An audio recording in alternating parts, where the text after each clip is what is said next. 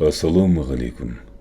Менің каналыма жазылып, жақындарыңызға бөлісе кетіңіз. Бақара сүресі 17 және 24 аяттар. Олардың мысалы, қараңғы түнде от жаққан кісіге ұқсайды. Жанған от айналасына енді ғана жарық түсіре бастағанда, Алла олардың жарығын сөндіріп, қайтадан көзге түртсе, көргісіз тас түнектерге қалдырады. Бұл жерде түнек сөзінің көпше түрде келу себебі ақиқаттың жалғыз, ал адасуға апаратын жолдардың көптігінде. Олар ақиқатқа келгенде керең, мылқау һәм көрсоғыр, сондықтан да олардың бұл жағдайдан құтылып, хақ жолға кері қайтуы мүмкін емес.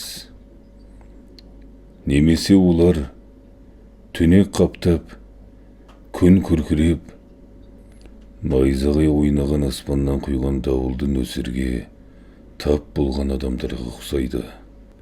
Олар жай отының үрейімен, өлімнен қорқып, саусақтарын құлақтарына тығып алады.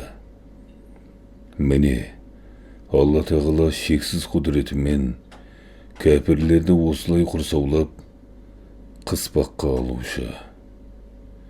Жарқ жұрқ еткен найзағай олардың көздерін көрете жаздайды. Олар найзағай жарқ етіп, жарығын түсірген сайын жүреді де, жарық сөнгенде тоқтай қалады.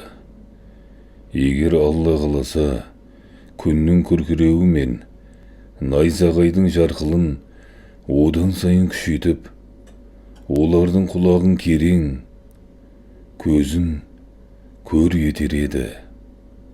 Шүбәсіз, Алланың құдіреті барлық нәрсеге толық жетеді. Міне, мүміндердің, кәпірлердің және екіжүзділердің жағдайы осындай. Уа адамдар, тақуалыққа жету үшін өздеріңді және өздеріңнен бұрынғыларды жоқтан жаратқан Раббыларыңа құлшылық етіңдер. Ол сендер үшін жерді төсеніш, көкті күмбез етті. Көктен жаңбыр жаудыру арқылы сендерге ризық етіп, жерден алуан түрлі өнім шығарды. Осының бәрін біле тұра, Аллаға өзгелерді тең көріп, серік етіп қоспаңдар. Егер құлымызға түсірген Құранның ақиқаттығына шәк келтірсеңдер, қане, соған ұқсас бір ғана сүрені ойдан шығарып көріңдерші.